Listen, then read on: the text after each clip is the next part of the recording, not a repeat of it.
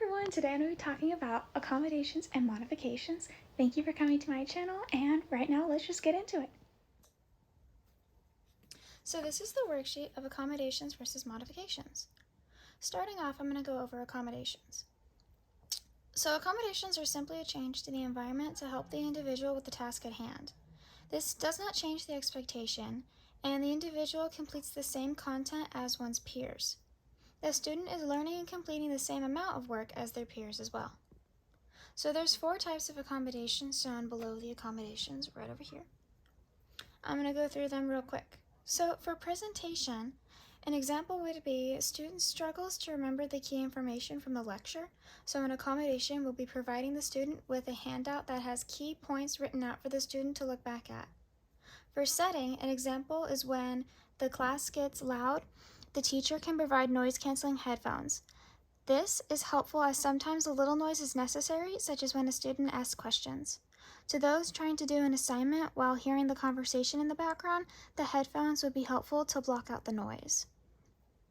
For timing and scheduling, students take more time to process the information and therefore could benefit from having extended time on tests and assignments.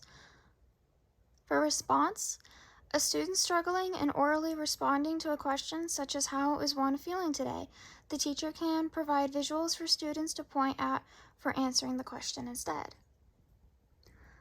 For modifications over here, it does change the content being learned and it reduces the amount of work required to complete. So examples are over here. And the first one is students get too overwhelmed by all the questions on the page, such as having 15 math facts to solve. The teacher modifies the assignment, so the student only must complete 8 problems instead. The student reads at a 4th grade level and is in 6th grade.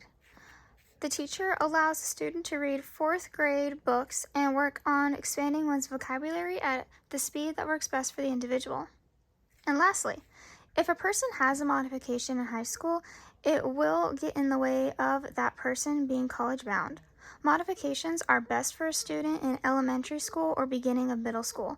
By the end of middle, the student should switch to only accommodations to allow for the door to be open to applying for college if that's something they want to consider in the future.